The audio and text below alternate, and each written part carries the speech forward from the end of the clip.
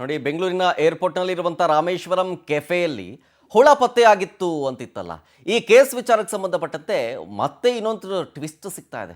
ಏನಾ ಟ್ವಿಸ್ಟು ಅಂತಂತಂದ್ರೆ, ಗ್ರಾಹಕರ ಮೇಲೆ ಆರೋಪ ಮಾಡಿದ್ರಲ್ವಾ ಹೋಟೆಲ್ ಸಿಬ್ಬಂದಿಗಳು. ಏನಂತ ಆರೋಪ ಮಾಡಿದ್ರು ಗ್ರಾಹಕನ ಮೇಲೆ ಸಿಬ್ಬಂದಿಗಳು ಅಂತಂದ್ರೆ, ಹಿಂಗೆ ಜಿರಳೆ ಬಿದ್ದಿದೆ ಅಂತೇಳಿ 25 ಲಕ್ಷ ರೂಪಾಯಿ ಹಣಕ್ಕೆ ಡಿಮ್ಯಾಂಡ್ ಮಾಡಿದ್ರು ಅನ್ನೋ ಆರೋಪ ಮಾಡಿದ್ರು. ಆಮೇಲೆ ರಾಮೇಶ್ವರಂ ಕೆಫೆಯ ಸಿಬ್ಬಂದಿಗಳ ಮೇಲೆ ಕ್ರಮಕ್ಕೆ ದೂರು ಕೂಡ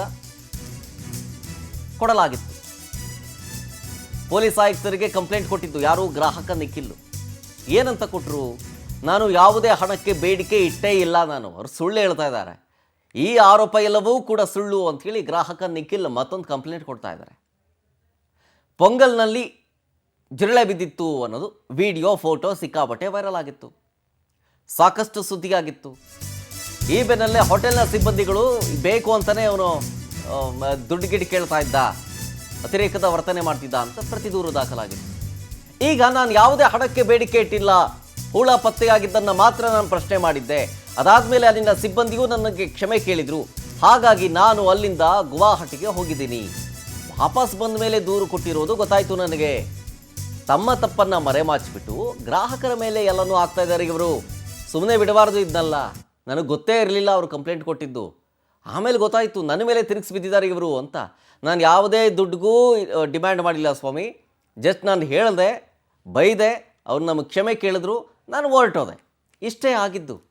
ಈಗ ನನ್ನ ಮೇಲೆ ಹಿಂಗೆ ಕಂಪ್ಲೇಂಟ್ ಕೊಡ್ತಾ ಇದ್ದಾರೆ, ನನ್ನ ಮೇಲೆ ಆರೋಪ ಮಾಡ್ತಾ ಇದ್ದಾರೆ, ಇದು ಸರಿಯಲ್ಲ ಅಂಥೇಳಿ ಹೋಟೆಲ್ ಸಿಬ್ಬಂದಿ ವಿರುದ್ಧ ಕ್ರಮಕ್ಕೆ ನಿಖಿಲ್ ಆಗ್ರಹಿಸ್ತಾ ಇದ್ದಾರೆ.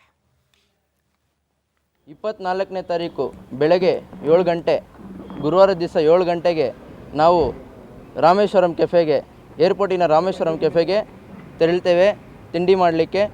ನಮಗೆ 8:40ಗೆ ಒಂದು ಗುವಾಹಟಿಗೆ ಫ್ಲೈಟ್ ಇದೆ. ಅದ್ರ ಸಲುವಾಗಿ ನಾವು 7:40ಗೆ ತಿಂಡಿ ಮಾಡೋಣ ಅಂತ ಹೋಗ್ತೀವಿ.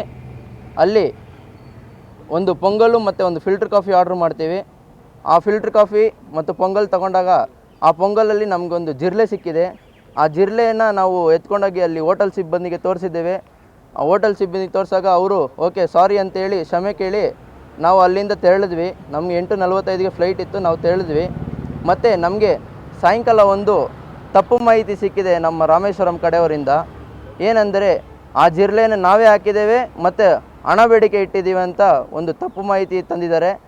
ನಾವು ಡೀಟೇಲ್ಸ್ ಕೊಡ್ತಾರೆ ಇದ್ರ ಬಗ್ಗೆ ನಮ್ಮ ಪ್ರತಿನಿಧಿ ವೆಂಕಟೇಶ್ ಲೈವ್ನಲ್ಲಿ. ವೆಂಕಟೇಶ್, ಮೊದಲಿನಿಂದಲೂ ಕೂಡ ಟ್ವಿಸ್ಟ್ ಮೇಲೆ ಟ್ವಿಸ್ಟ್ ಸಿಗ್ತಾ ಇದೆ ಈ ಕೇಸ್ನಲ್ಲಿ.